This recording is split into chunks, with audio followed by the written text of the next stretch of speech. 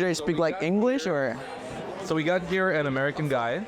I was born in Chile. I studied business in the States. I just came from Vancouver, but well, America is a continent, right? So America is a continent, my friend. So let's. Question is, how do you learn Japanese?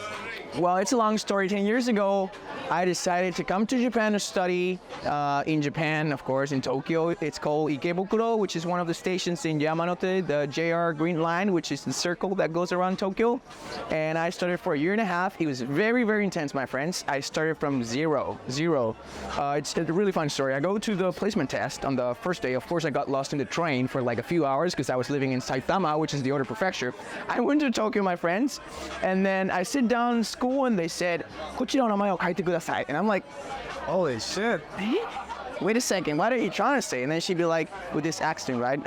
No, I'm not trying to be unrespectful, but they have a thick accent sometimes. So well. And then they said, put your name in Japanese here.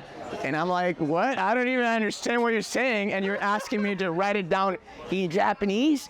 I'm like, Nihongo wakarimasen.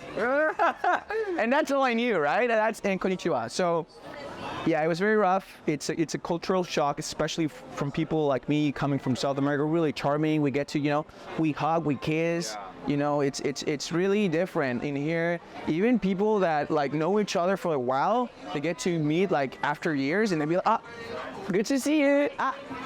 Sashimi desu.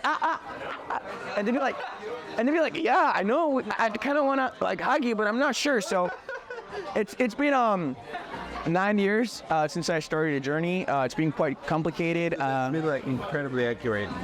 Man, like I've been there personally. I've met Japanese people here, abroad. Man, that's alive. Welcome back. You'd rather stay forever. I mean, some people might fit, some people might not fit, but you do have to live the experience. I mean, something that I just couldn't have shared with other people is because you really have to live the experience. If you don't come here and you don't get to see how this really is, like the real estate here is just a different deal.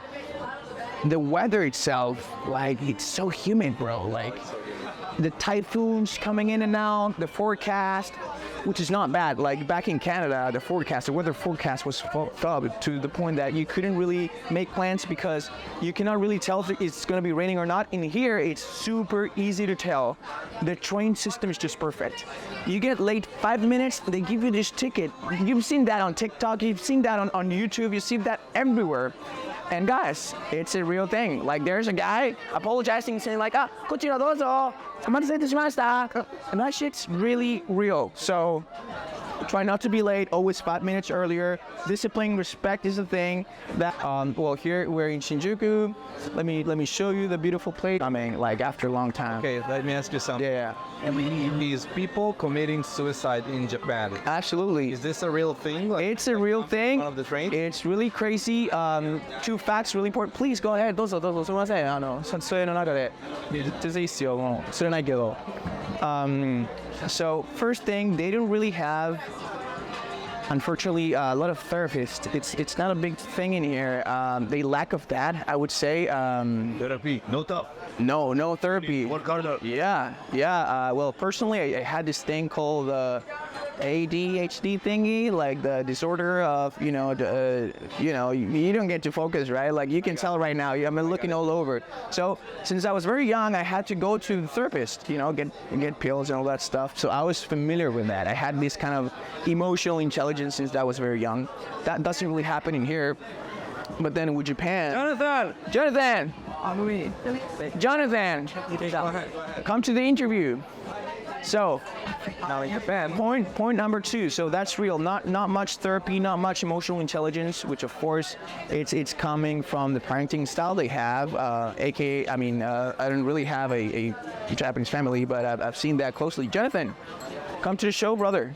I'm just explaining here that whenever people commit suicide in the train stations, they have to stop the station, make the whole procedure, losing so much money, and that money needs to be charged to somebody.